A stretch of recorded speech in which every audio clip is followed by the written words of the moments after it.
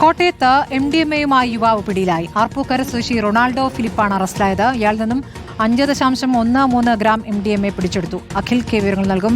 അഖിൽ, ഇപ്പോൾ MDMAയുമായി യുവാവ് പിടിയിലായിരിക്കുന്നു. ഇയാൾക്ക് ഉപയോഗിക്കാൻ കൊണ്ടുവന്നതാണോ അതോ ഏജന്റാണോ, എന്താണ് അറിയാനാകുന്നത്? സുഹൃത്ത്, ഇയാൾ ഈ ഗാന്ധിനഗർ പോലീസ് സ്റ്റേഷൻ പരിധിയിൽ ആന്റി സോഷ്യൽ ലിസ്റ്റിൽ ഉൾപ്പെടുത്തുന്ന പ്രതിയാണ് ഇത്തരത്തിൽ റൊണാൾഡോ എന്ന് പറയുന്നത്. ഇയാൾ ഈ ലഹരി വിൽപ്പനയ്ക്കൊപ്പം തന്നെ ഉപയോഗിക്കാനും ഒക്കെയായി കൊണ്ടുവന്നതാണ് എന്നുള്ളതാണ് പോലീസ് പറയുന്നത്. ഈ റൊണാൾഡോയുടെ വീട്ടിൽ രാത്രി 2:30 നടത്തിയ പരിശോധനയിലാണ് ഇത്തരത്തിൽ ഇയാളും ഒപ്പം തന്നെ 5.13 ഗ്രാം MDMAയുമായി പിടിയിലാവുന്നത്. പ്രതിയെ കോടതിയിൽ ഹാജരാക്കി റിമാൻഡ് ചെയ്തിട്ടുണ്ട്.